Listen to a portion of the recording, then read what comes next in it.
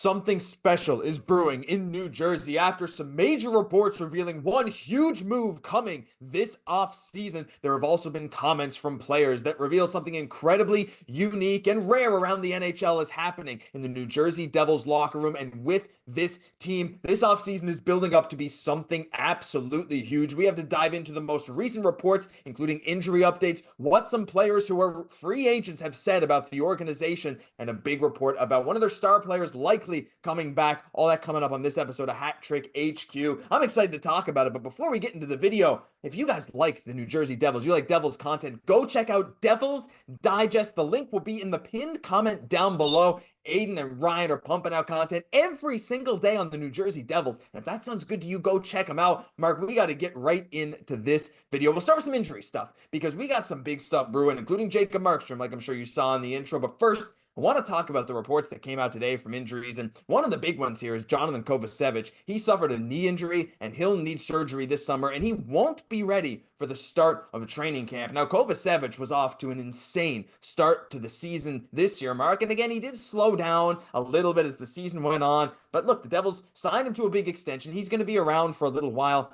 This does hurt, and this does also maybe answer some questions on the defensive end as to whether they'll trade Nemec or Casey before next year, but maybe that'll be for another video, so stick around. But how do you feel about Kovacevic and even Brendan Dillon's injuries now? These reports that have come out saying that, hey, like, it sucks, but, we're going to miss Kovacevic at the start of next season, but now at least we have a bit of clarity around what went down, because this is honestly pretty crazy. I mean, the big thing is looking at the back end, we've seen so many injuries. Luke Hughes was out during the series. We see a lot of guys miss time. It's actually crazy seeing how many defensemen could come out of the lineup. It didn't even feel real at some points, but this is a team that has a strong back end once they're healthy. You can see the extensions on the back end. There's a lot of guys here with some turn. Dillon needs to be signed, but I think with this team, there is a very good possibility. This is one of the strongest decors in the league. Obviously, we didn't get to see that this postseason, but seeing that, yes, we're going to get him back at some point at the start of the year. With Dillon, we're going to see him back at some point next season if he comes back.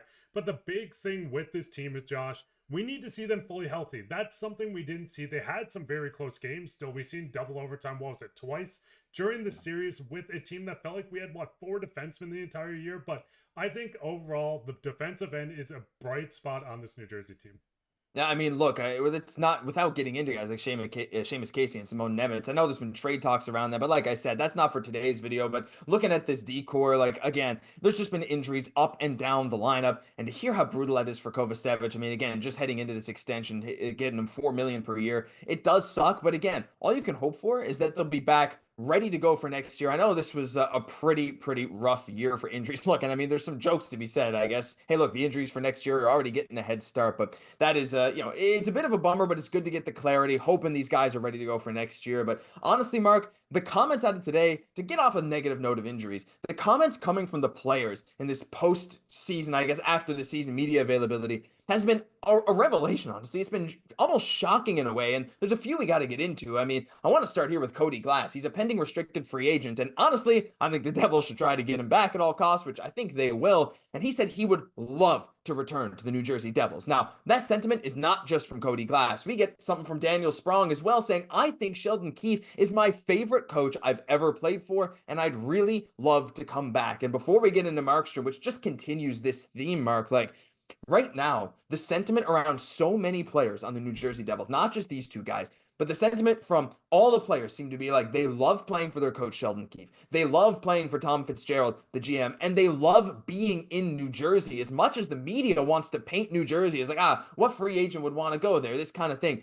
This team is almost becoming a destination in my mind, with every single player seemingly praising the organization. I know they didn't get the help necessarily they could have gotten around the deadline, but for it being like a nice spot to raise a family, that's what a lot of fans talk about, players talk about. The organization from top to bottom seems to treat them right. What do you make of this? Because honestly, I think this is becoming something special, and New Jersey might be becoming more of a destination for other players day by day here. I think the big thing is to listen, Sheldon Keefe has been awesome in his first year. We've seen them really build something special, but I don't think people fully understand the star power this team actually has when you're looking through the lineup. Brass, is someone that doesn't get enough appreciation around the Yeah. league. We know Jack Hughes was injured. Timo Meier was good this year as well. I also want to touch on the back end once again, and I also want to say, I might say Dumoulin was in the UFA before the comments start going about Dylan. But the biggest Yeah. thing is, this is a team that has a lot of underrated talent. We see Dougie Hamilton coming back for the playoffs this year. We're seeing Markström stand on his head, which we will touch on. Looking at the star power up front, all the reports coming out about guys wanting to either come back,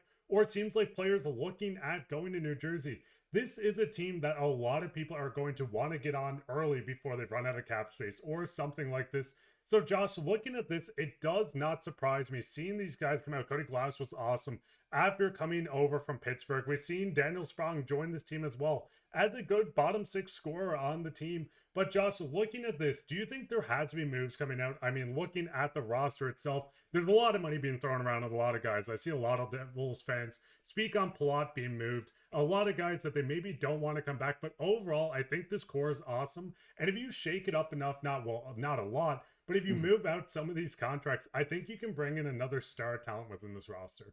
I mean, look, if you ask me if you can get rid of Eric Holla too, I think he's just got to go. I was not impressed this playoff series. I know some people were. I was not. Regular season wasn't great either. But like you said, I mean, look, there's a number of UFAs. There is some money you can throw around a little bit. But again, we don't know what this team is going to look like next year, especially. And I say next year because there's so many young players on this team too. Guys like Nemec, who was honestly, in my opinion, one of the Devils' best players all playoffs. He's just getting better. Jack Hughes, again, injured. He'll come back better than ever. This guy's one of the he's a face of the franchise, one of the faces of the league. Nico Hischier stepped up as a captain in this series. I mean, look, I know there's been some questions from some fans at times about his captaincy. I don't know. I think he's great, and I think that he showed his leadership in this playoffs. He's been great. There's so many guys that are still evolving in their careers, and that's what I think makes New Jersey even more special. But Mark, we got to top off this video by talking about the goaltending situation, because Jacob Markström, up and down in the playoffs, but absolutely locked in at times in this series, kept New Jersey in it, especially that last game where they unfortunately lost. And James Nichols asked Jacob Markström, entering the final year of his contract, if he's given thought to signing an early extension with the Devils.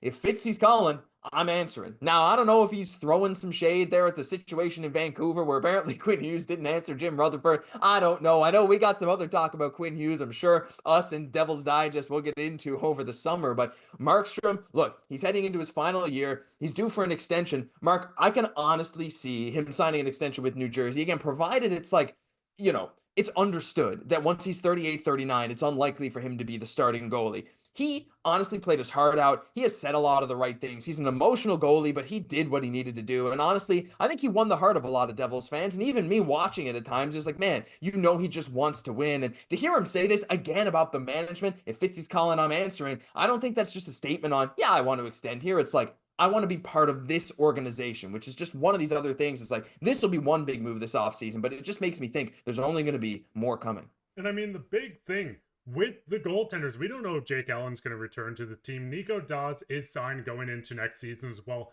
But Markström really proved this year to Devils fans, management, everyone in between, that he is still a starting goaltender. We've seen him stand on his head in a series that seems like the Devils could never have a healthy sixth defenseman. A team that had to rotate guys in. We didn't see Luke Hughes in this. We didn't see Jack Hughes. Quinn Hughes is a different story that maybe he actually ends up coming to this team to add more to the back end. But Markström has proven time over time, whatever team he's on, Vancouver, Calgary, New Jersey, he is a starting caliber goalie. And yes, he is going to get up in age. What is it, 35 at this point? But looking at the contract, if you extend him for 2 years, you get him into 36, 37, even 38 years old. I do still think Markström is a very serviceable goalie at the age of 37 with this team. And if it doesn't even age that good, I mean, the cap's going to raise up. So even if you extend him for 1 or 2 years at $5 million, I don't think it's going to be enough to handcuff this team in any way possible. Yeah, I think there's a world where, I mean, even I don't know how long I'd want to go. I think maybe maximum 4 years, probably just 3, but like a 3-year deal, right? Because again, he's still signed for next year. A 3-year deal that brings him to like age 39. It's like, honestly, like that can work, especially if it's understood that he's not going to be the starter. When we're talking like $3-4 million at that price, I think it's absolutely worth bringing him back. But that's just one move, one of these dominoes that's going to fall for New Jersey this offseason, and something special is building. People want to be here, play for the team. They got a great captain, great young talent. Cannot wait to see what's coming next. And if you agree, let us know your thoughts, or even if you disagree, down below in the comment section, because that'll do it for this episode of Hat Trick HQ. If you enjoyed, leave a like, comment, subscribe to the channel. Thank you all for tuning in every single day. I'm Josh Gosse, my co-host, Mark Pye. We'll catch you in the next one.